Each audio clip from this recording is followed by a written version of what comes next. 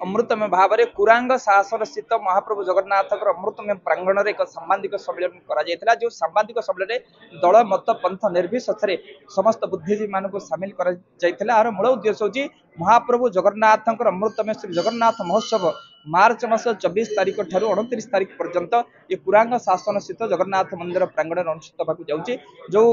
महोत्सव मूल उद्देश्य हूँ जगन्नाथ महिमा जगन्नाथ संस्कृति प्रचार प्रसार करवा ये अमृतमय कार्यक्रम में महाप्रभु जगन्नाथ दुर्लभ 24 बेश 56 भोग सहित महाप्रभु जगन्नाथ श्री स्कंद पुराण अंतर्गत पुरुषोत्तम क्षेत्र महात्मर 5 दिन व्यापी पारायण और प्रवचन अनुष्ठित होगा यह सहित विश्व शांति गुरुत्व महायज्ञ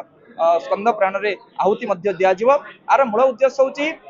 जे जगन्नाथ संस्कृति केमती घरे घरे घरे घरे जगन्नाथ प्रत्येक ओडियाटी जानिब जगन्नाथ कौन प्रत्येक परिवार समस्ते बुझे जगन्नाथ संस्कृति कौन आज पाश्चात्य सभ्यतार प्रभाव में आज ओडिया संस्कृति ध्वंस होगा तेणु जगन्नाथ कथा माध्यम स्कंद पुराण माध्यम आम प्रत्येक ओडिया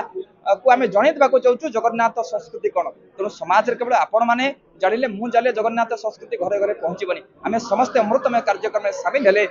जगन्नाथ संस्कृति घरे घरे पहुँच आज समस्त बुद्धिजीवी मैंने निष्पत्ति नहीं आम समस्ते ही चिंता करवा चेतना करवा जगन्नाथ संस्कृति घरे घरे पहुँचा यह हूँ तार विशेष भाव में आम ये कंटापड़ा नियाली बारंग ब्लॉक अनेक दलमत पंथ समस्त सर्वदलीय नेता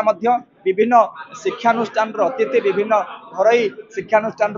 मुरबी माने ता सहित प्रत्येक पंचायत प्रतिनिधि माने विशेष भाव में सरपंच और समिति सभ्य सामिल होते आमर गोटे निष्कर्ष बाहर आम समस्ते लगिकी जगन्नाथ संस्कृति को ये अंचल में घरे घरे पहुँचे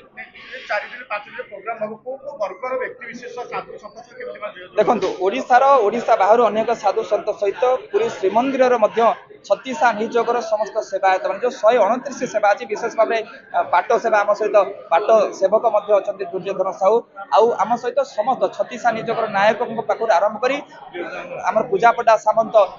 कोठबिकी सेवायत समस्त बाड़ग्राही दैतापति समस्ते ये अमृतमय कार्यक्रम जोग आम चेष्टा कर गजपति महाराज आसवाई समस्त कल्पत्र खुंटिया युव जागृत मंचर आभार देखु आमर महाप्रभु जगन्नाथंकर प्रसार प्रचार किपर हो पार आम